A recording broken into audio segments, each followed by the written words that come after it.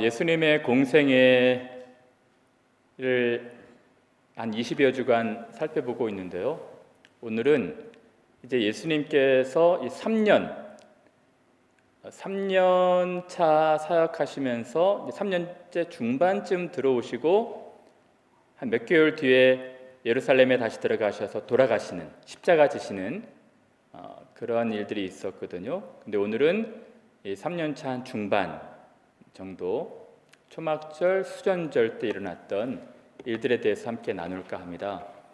여러분, 우리가 지난번에 봤던 것처럼 예수님께서 이 살해 위협, 예수님을 죽이려고 했던 사람들이 너무 많이 예루살렘에 포진되어 있었기 때문에 예루살렘에 들어가지 않으시고 6월절 날 피신하셨어요. 갈릴리로. 갈릴리에 계시다가 그래도 예수님께서 홀로 좀 조용하게 초막절 때 성전에, 예루살렘 성전에 내려가시는데 예수님인 것을 알고 사람들이 그를 체포하고 잡으려고 가늠하다가 현장에서 잡힌 여인을 데리고 왔죠. 그래서 예수님에게 딜레마, 공경에 빠질 수 있는 질문을 하고 예수님을 잡으려고 그랬어요. 예수님께서는 너희 중에 죄 없는 자가 돌로 쳐라 라고 말씀하신 뒤에 기가 막히게 현장에서 빠져나오셨습니다. 그런데 그 뒤에 예수님을 여전히 죽이려고 했던 사람들이 예수님을 체포하고 잡고 죽이려고 혈안이 돼 있었어요. 그래서 어떻게 하면 예수님을 죽일 수 있을까 궁리하고 있었거든요. 근데 그 뒤에 예수님께서 예루살렘을 떠나셔서 이제 한 지역에서 나면서부터 소경된 사람을 고치셨습니다. 나면서부터 소경된 사람이 아마 이 안구가 없었을 것이라 생각이 들어요. 그래서 이 진흙을 이겨서 그 눈에 바르신 뒤에 실로암 목가에 가서 씻어라 해서 실로암 목가에서 씻었는데 기가 막히게 이제 나면서부터 소경된 사람이 보게 된 사건이 있었습니다. 이 사건을 또 안식일 날 고쳤다고 해서 많은 사람들이 예수님을 죽이려고 그랬어요. 어떤 이들은 막 돌로 치려고 했고 어떤 이들은 잡아서 또 이렇게 로마에 넘겨주고자 하기도 했습니다. 그래서 예수님께서 피해 다니실 수밖에 없었던 거예요. 그래서 오늘 본문에도 예수님께서 예루살렘과 또 유대 지경 또 다른 지역에 피신하고 계시다가 한 베다니 근처에서 한 소식을 듣습니다. 어떤 소식이냐면 예수님이 정말 사랑했던 한 가정이 있었거든요. 그래서 예루살렘으로 오시는 그 노중에 이 베다니아라는 지역은 예루살렘에서 한 5마일밖에 떨어지질 않아요. 항상 베다니 이 마르다, 마리아, 나사로의 집에 들르셔서 같이 식사도 하시고 기거도 하시고 또 대화도 하시고 예루살렘으로 들어가시는 일들이 있었습니다. 근데 이 마르다, 마리아 이 집에서 전갈이 하나 왔어요. 어떤 전갈이냐면 예수님, 우리 오빠가 병들어 죽게 되었습니다. 예수님 좀 빨리 오셔서 우리 오라버니, 우리 오빠를 좀 낫게 해주세요 라는 전갈을 받았습니다. 예수님이 가지 않으셨어요. 그 이야기를 들으시고 나서도 가지 않으셨습니다. 그리고 엉뚱한 말을 하셨어요. 이 병은 죽을 병이 아니다. 이 병을 통해서 하나님께서 영광을 나타내시려는 목적으로 이 병을 주신 것이다 라는 식으로 이야기를 하셨어요. 그런데 조금 지나고 나서 나사로가 죽었어요. 나사로가 예수님 없는 채로 죽었습니다. 그래서 이 두 동생들이 막 속이 상해서 엉엉엉엉 울고 있었던 그런 내용입니다. 사랑하는 여러분, 제가 초두에 여러분들에게 드리고 싶은 말씀은 참 믿음, 예수님에 대한 믿음, 하나님에 대한 믿음, 이 신앙을 갖게 되는 것은 너무 어렵고 힘들다는 거예요. 여러분, 예수님께서 3년 내내 참 귀한 일들을 하셨는데 믿지 않는 사람들이 참 많았습니다. 특히 바리새인들 또 유대인들은 많은 사람이 믿지 않았거든요. 예수님이 행하시는 기적이 너무 분명하고 너무 명확한데 예수님이 뭐 잘못하신 것이 거의 없었는데 예수님이 잘못하신 것이 없으셨는데도 불구하고 예수님이 안식일 날 병을 고치셨다는 제목으로 또 몇몇 가지 트집을 잡아서 예수님을 믿지 않고 예수님을 막 죽이려고 했던 사람들이 많았어요. 이런 사실들을 보면서 참 믿음은 어려운 것이구나.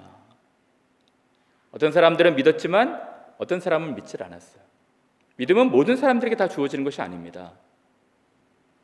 끝까지 믿지 않는 분들이 이 예수님 당시에 또 초대교회에 또 오늘 여러 세대에 있는 것입니다. 제가 두 번째로 드리고 싶은 말씀은 믿음은 하나님의 선물이고 하나님의 축복인데 믿음을 가진 사람도 이 믿음을 잘 유지하기가 쉽지 않다는 것입니다. 이 믿음이 무너지는 순간들이 있어요. 믿음을 갖고 유지하거나 믿음의 진보를 이루는 것도 쉬운 일은 아닙니다. 여러분, 성경에서 믿음 좋은 분들이 많이 나오거든요. 그 중에서 이 마르다, 마리아, 나사로는 참 믿음이 좋은 사람들이었어요. 예수님께서 많이 사랑하는 사람들이었습니다. 일찍부터 부모를 여의고 이 오빠가 생계를 다 책임지면서 살고 이 마르다, 마리아는 예수님이 참 사랑하시는 가정이었어요. 그래서 여러분들도 잘 알고 있듯이 예수님이 이 베다니 지역에 방문할 때마다 이 마르다가 음식을 잘 만들어서 요리해서 예수님을 공개했던 것 같아요. 마르다는 음식을 잘 만들어서 공개하고 또 마리아는 예수님 발치에서 앉아서 예수님 말씀 듣기를 좋아하고 예수님을 참 전적으로 믿었던 그런 귀한 분들이었어요. 나사로에 대해서는 잘 나와 있지 않지만 오늘 나사로의 무덤 앞에서 예수께서 펑펑펑펑 우시는 것을 보고 사람들이 얘기하죠. 야, 저분이 정말 나사로를 사랑했나 보구나. 나사로도 너무너무 사랑스러웠던 인물이었던 것 같아요. 이 세 사람은 믿음이 참 좋은 사람들이었습니다.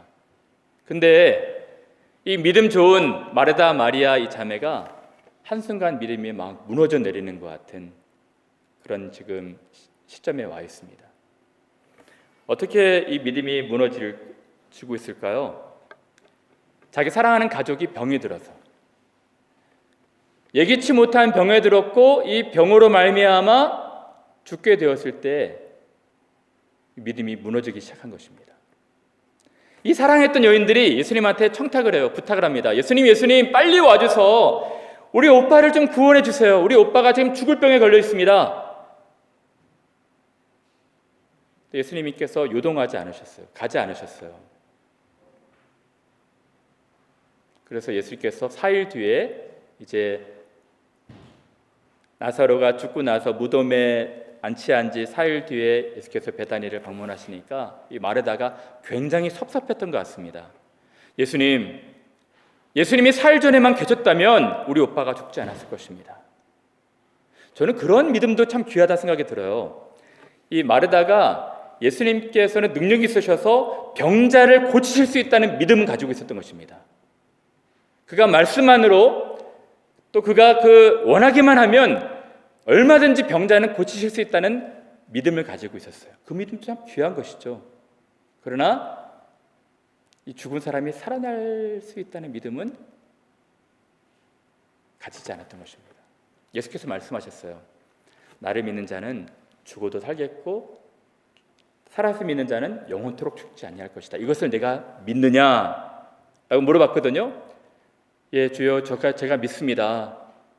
그러나 우리가 이제 죽고 나서 영원토록 부활해서 영원토록 살 것을 믿습니다. 아니다. 네 오빠가 살아날 것이다. 예? 오빠가 살아난다고요?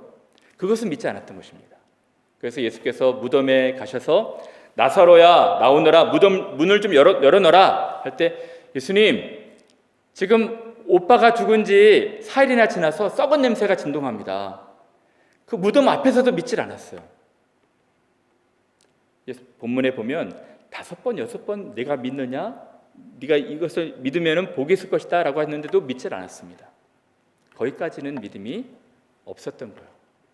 이 마르다의 동생 마리아는 더 섭섭했던 것 같아요. 그래서 이 마르다는 예수님께서 오셨다고 해서 그냥 나와서 예수님을 맞이하지만 마리아는 집에 있었어요. 아마 되게 서운했던 모양입니다. 그래서 예수께서 마리아를 찾으시니까 그때 나와서 또 하는 말이, 예수님께서 4일 전만, 예전에만 좀 계셨다면 우리 오빠가 죽지 않았을 것입니다. 좀 섭섭한 이야기로 이 얘기를 해요. 나를 믿는 자는 죽어도 살 것이다. 네 오빠가 살아날 것이다. 라고 얘기했지만 마리아도 믿지를 않았습니다. 사랑하는 여러분, 제가 오늘 여러분들에게 드리고 싶은 말씀은 이것입니다. 왜 예수님이 이제 이 사역을 다 마치시고 끝내 가시면서 이 나사로를 죽게 하셨고 죽은 나사로를 무덤에서 살아나게 하셨을까? 이 사건이 무슨 의미가 대체 있을까? 예수님께서 자기의 능력을 과시하거나 자랑하기 위해서 함이 분명히 아닐 텐데, 이 시점에서 나사로를 살리신 것이 무슨 신앙적 의미가 있을까? 그것입니다. 근데 여러분, 제가 먼저 답을 말씀을 드리면, 이 전체 맥락에서 문맥에서 보면 저는 그렇게 추측이 돼요. 여러분, 예수님께서는 이제 사역을 다 접으시고 이제 때가 되어서 십자가에 달려 돌아가실 때가 되었거든요. 돌아가실 때가 되었으니까 남겨두고 가는 사람들이 많이 걱정이 되는 거예요. 그 중에서 제자들. 이 제자들의 믿음 없음 보십시오. 3년 동안 동고동락하면서 예수님과 함께 지내는데 한순간에 믿음이 무너져 내릴 수밖에 없는 연약한 사람들의 믿음 아니겠습니까? 그 제자들의 믿음이 걱정이 되신 거예요. 그래서 이 제자들에게 보여주고자 하신 것이 있다 생각이 들어요. 죽은 자도 살아나는, 죽은 자가 다시 부활하는 놀라운 기적을 베푸시면서 예수님께서 이제 십자가의 부활에 대해서 그들에게 믿음을 주고 싶으셨다 생각이 들어요. 사랑하는 여러분, 이제 십자가 지시기 전 이 부활 사건을 통해서 예수님의 부활에 대한 믿음을 제자들이나 믿는 사람들에게 심어주고 싶으셨던 것입니다. 사랑하는 여러분, 이 제자들을 보십시오. 3년 동안 예수님 앞에서 제자 훈련을 강력하게 받았음에도 불구하고 한순간에 믿음이 무너져 내려버리잖아요. 십자가 앞에서 다 도망가고 원점으로 다 돌아가지 않습니까? 예수님이 그들을 사랑하셨어요. 그래서 그들에게 믿음을 주고 싶으셨던 것입니다. 그리고 훗날에 이 제자들이 이 나인성 과부의 아들, 또 회당장인 야이로의 딸, 또 이제 나사로의 죽음에서 다시 살아나는 것들을 회상하면서 부활을 소망하게 되는 그런 믿음을 주고 싶으셨던 것이죠. 사랑하는 여러분, 그래서 제가 여러분들하고 함께 교제하면서 좀 나누고 싶은 몇몇 가지가 있는데, 한 가지는 여러분들이 신앙생활하면서 정말 여러분들이 만약 이 믿음을 가졌다면 너무 큰 축복이고 큰 은혜인데, 이 신앙생활하면서 믿음이 무너져 내리는, 믿음이 약해지고 여러분들이 갖고 있는 이 믿음이 산산조각 나는 것 같은 침체 경험을 할 수 있다는 것입니다.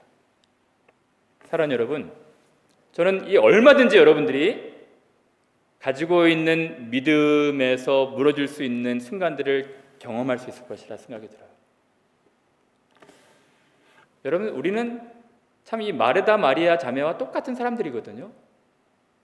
살아가면서 여러분들이 하고 있는 계획, 여러분들이 소망하고 있는 것이 뜻대로 되지 않으면 이 믿음이 한순간 무너지는 것 같은 경험을 하지 않습니까?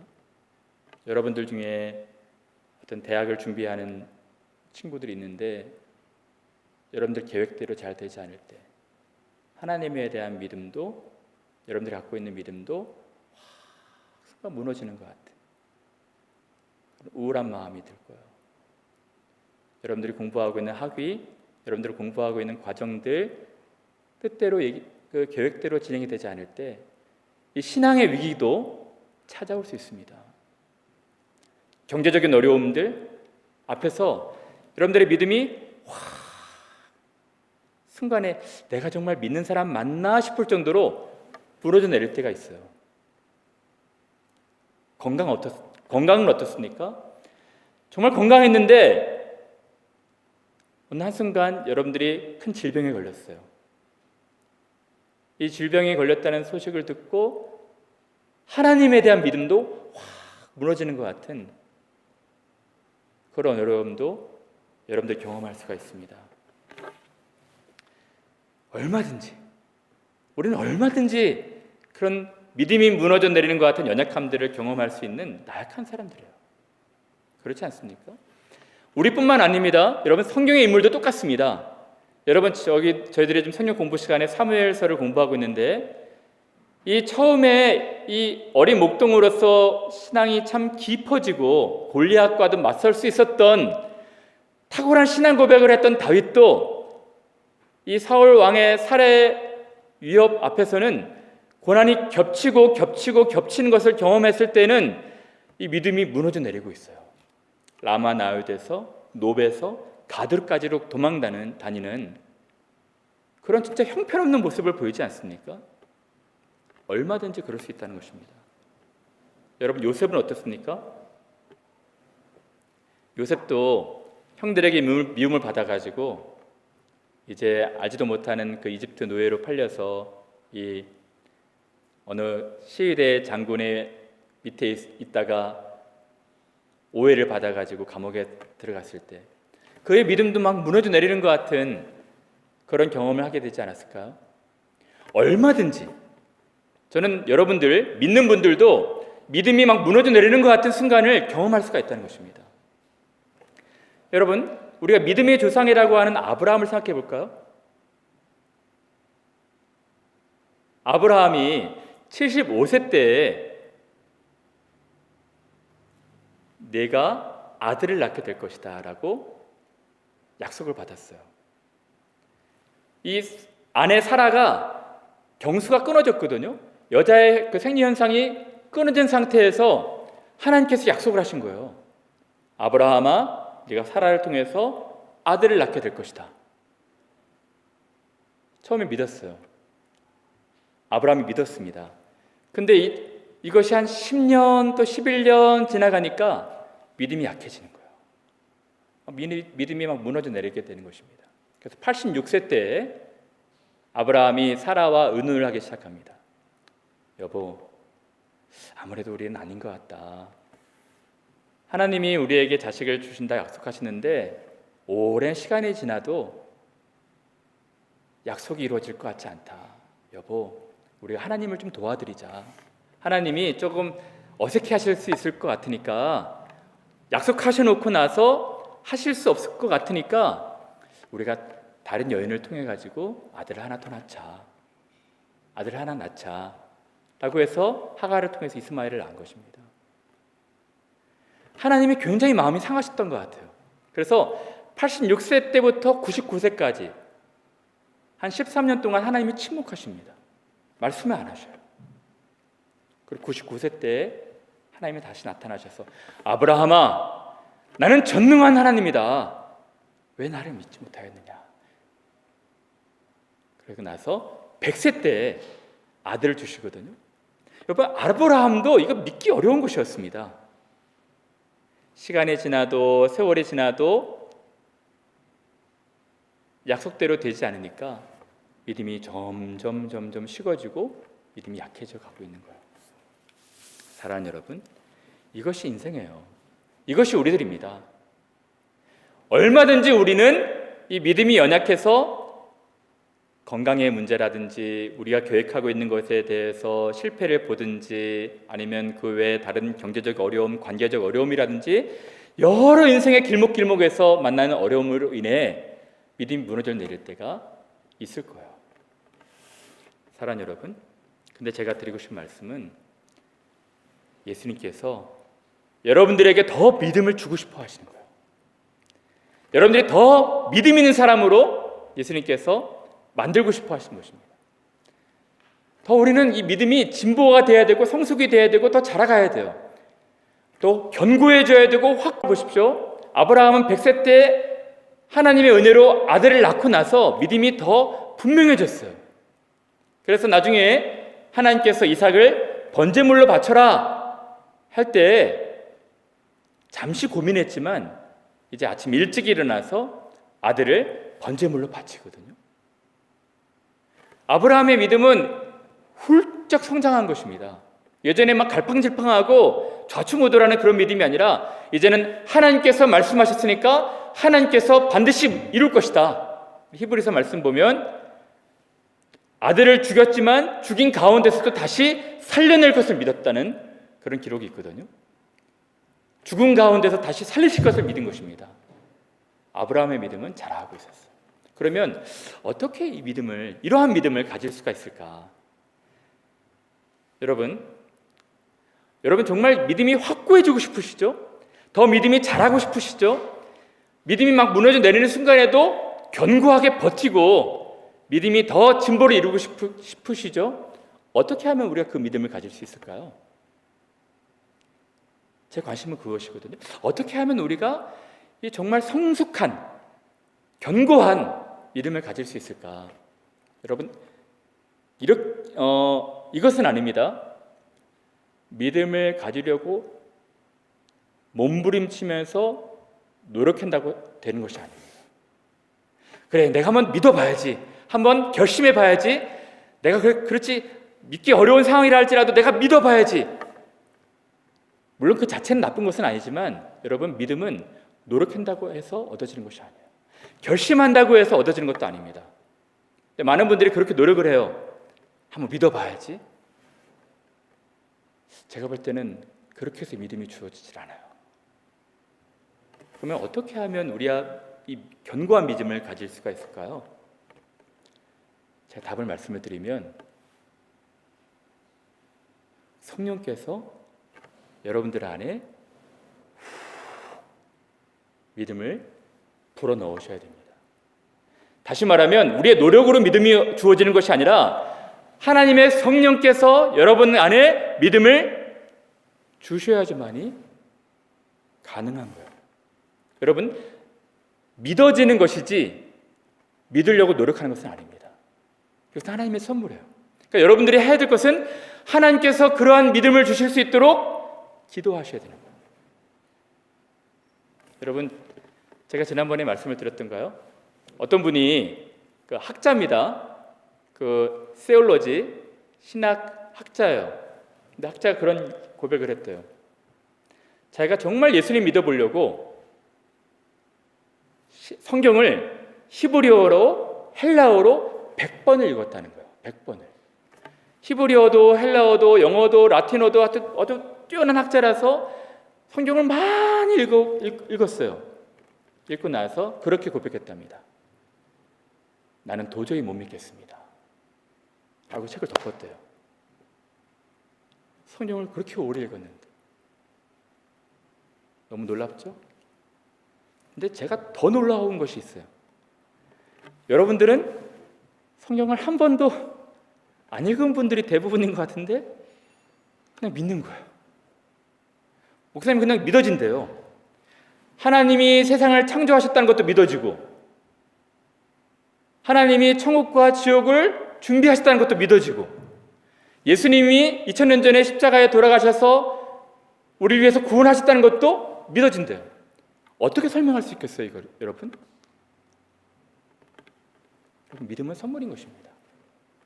하나님께서 여러분들에게 이 믿음을 주시지 않으면 우리는 믿을 수가 없는 것입니다.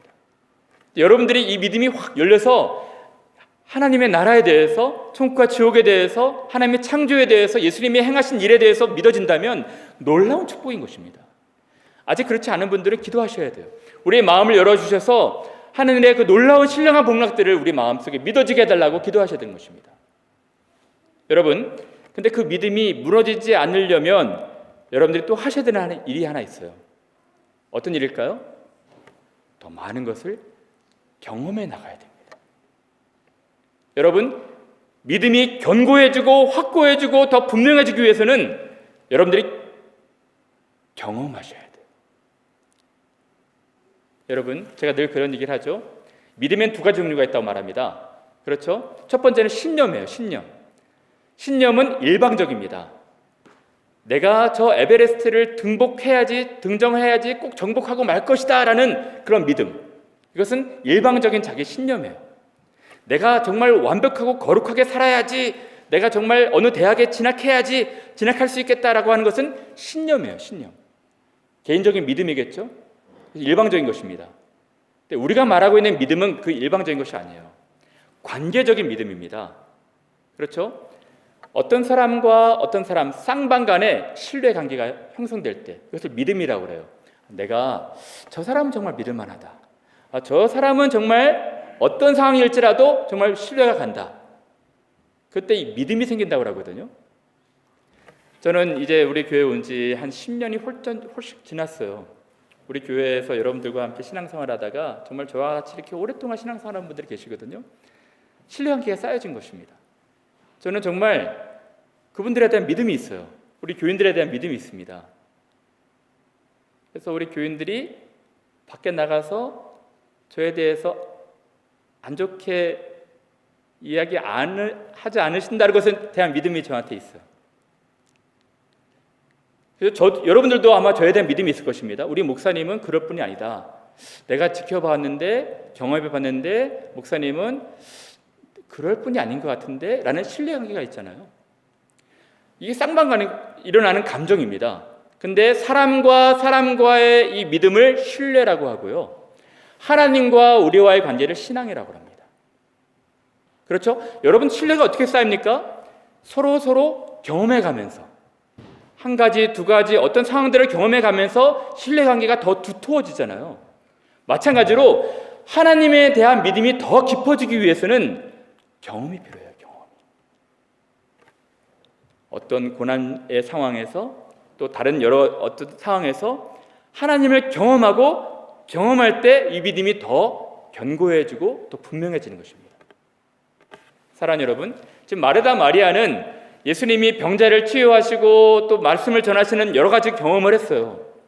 근데 오늘 본문에서 자기 오빠가 죽었다가 살아나는 것을 경험하면서 그 믿음이 더욱더 견고해져 가게 되는 것입니다.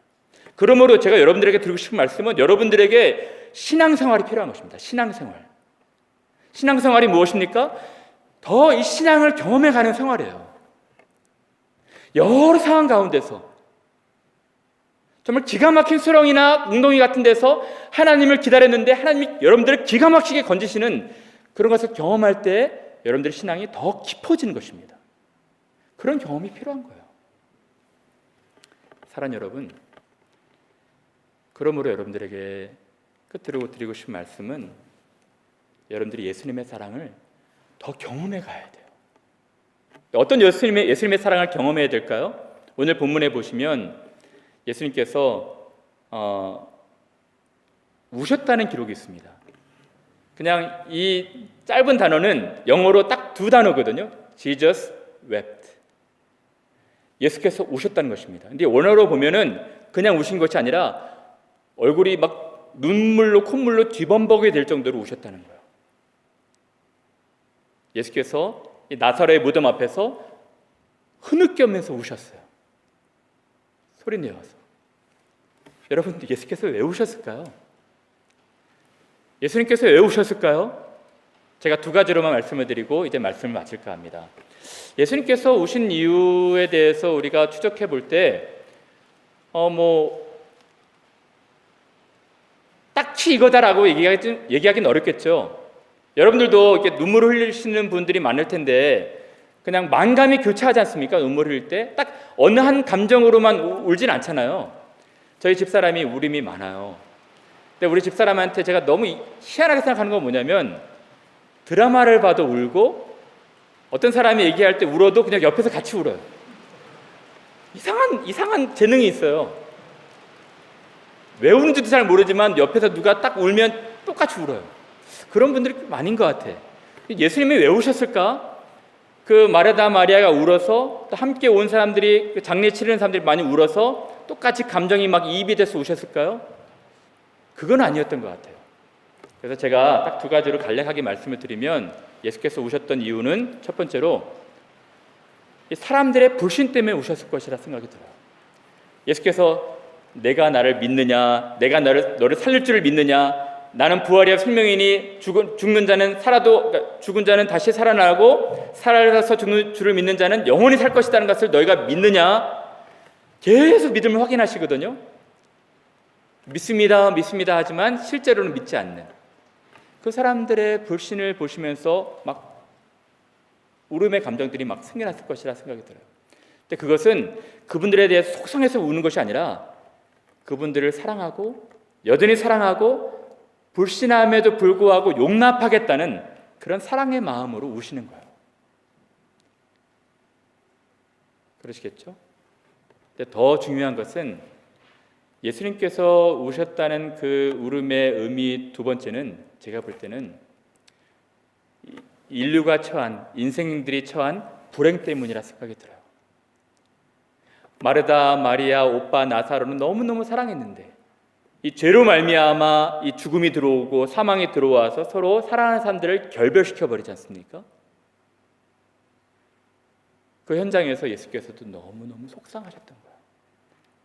예수께서는 이제 몇 분 뒤에 나사로야 나오너라 할 때 나사로가 나올 것을 아셨어요. 아셨지만 예수님은 이 죽음, 사망이 사람들의 사이를 낸다는 것은 너무너무 슬퍼하신 것입니다. 그래서 내가 이제 죽음을 극복할 것이다. 사망을 내가 이길 것이다. 이 지금까지 오랫동안 이 사망의 그늘에서 많은 사람들이 괴로워하고 있는데 내가 사망을 이기고 말 것이다. 이 불행의 그 씨를 내가 끊을 것이다. 라고 결심하신 것이죠. 그리고 그 앞에서 인생들이 처한 아픔에 대해서 슬픔이 동하셔서 통분히 여기시고 비통히 여기셔서 울게 되신 것입니다. 사랑하는 여러분, 여러분들이 그런 예수님을 경험하셨으면 좋겠어요. 여러분들을 보시면서 우리가 믿음이 부족해도, 믿음이 연약해도 여러분들을 사랑으로 받으시고 기다리시고 용납하셔서 꿀꺽꿀꺽 울음을 삼키시면서 울고 계시는 그 예수님의 사랑, 우리를 버리지 않으시고 거절하지 않으시고 우리에게 믿음을 주시기 위해서 사랑을 베푸시는 그 사랑, 그리고 우리 인류가 처한 그 불행을 극복하시기 위해서 신이 십자가에 달려 돌아가시고 그 죽음의 그 진노의 한복판으로 저벅저벅 걸어가신 그 사랑, 그 사랑을 경험하셔야 됩니다. 그 사랑을 경험하고 경험하시면 여러분들의 믿음이 자라가는 거예요. 사랑하는 여러분, 저는 정말 여러분들이 경험하셨으면 좋겠어요. 하나님 말씀을 경험하시고 예배를 통해서 경험하시고 여러분의 삶의 고난의 현장에서 예수님의 사랑을 경험하셨으면 좋겠어요. 그러면 한 번, 두 번, 세 번 계속 경험할수록 여러분들의 믿음이 자라게 되는 것입니다. 여러분, 여러분들의 믿음이 무너져 내린 것 같은 그런 순간에 오시면 도망가지 마세요. 피하지 마시고 예수님의 사랑을 거기서 맞닥뜨리고 경험하셔야 됩니다. 그러면 여러분들이 정말 더 깊어지는 그 사랑을 할 수 있을 거예요. 여러분, 아서 애쉬라는 그런 흑인 테니스 선수가 있었습니다.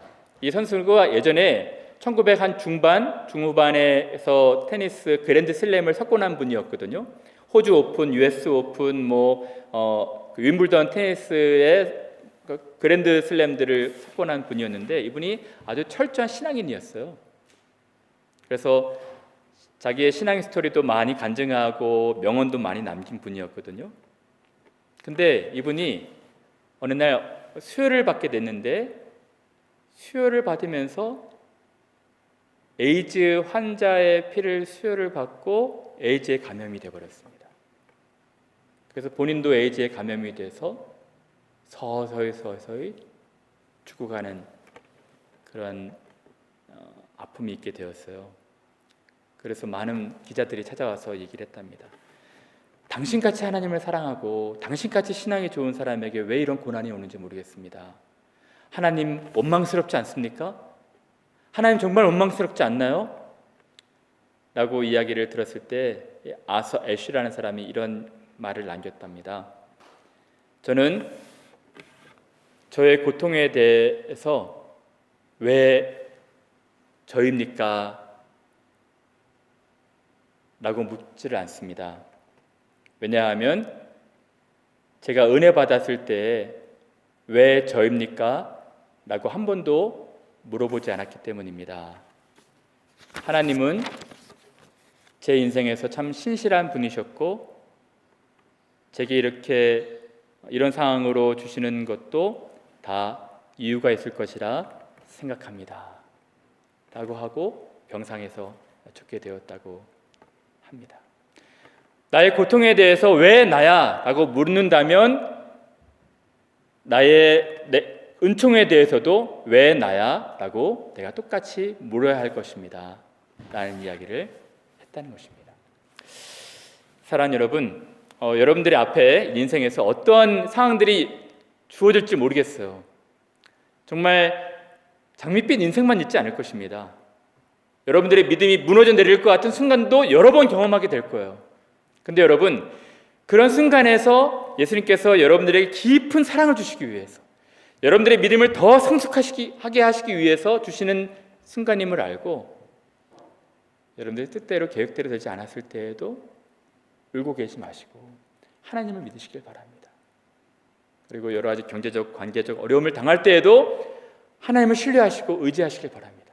반드시 하나님께서 여러분들에게 큰 믿음, 더 성숙한 믿음으로 은혜를 베푸실 것입니다. 그러한 믿음이 더욱 성숙해지는 여러분들 되시기를 간절히 바랍니다. 우리 기도하겠습니다.